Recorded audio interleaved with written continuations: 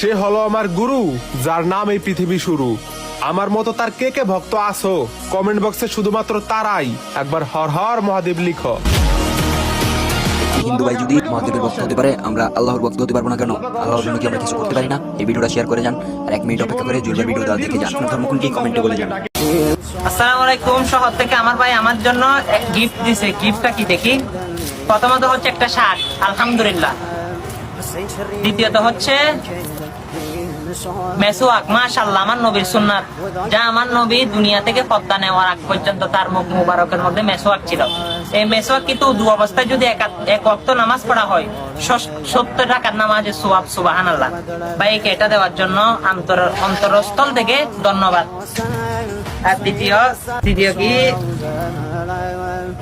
আলহামদুলিল্লাহ, আলহামদুলিল্লাহ, আমার নবীজি সবসময় সুরমা ব্যবহার করতেন, যা চোখের যদি কোনো ময়লা আবর্জনা থাকে। সে হলো আমার গুরু, যার নাম এই পৃথিবী শুরু।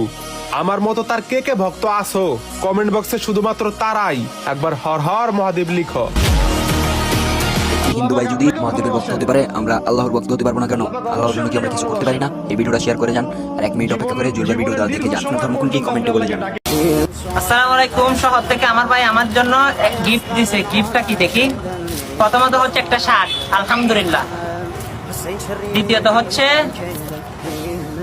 মেসওয়াক, মাশাআল্লাহ, আমার নবীর সুন্নাত, যা আমার নবী দুনিয়া থেকে পর্দা নেওয়ার আগ পর্যন্ত তার মুখ মুবারকের মধ্যে মেসওয়াক ছিল।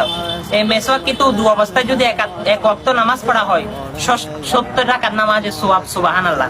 ভাইকে এটা দেওয়ার জন্য অন্তরস্থল থেকে ধন্যবাদ। আর দ্বিতীয় কি,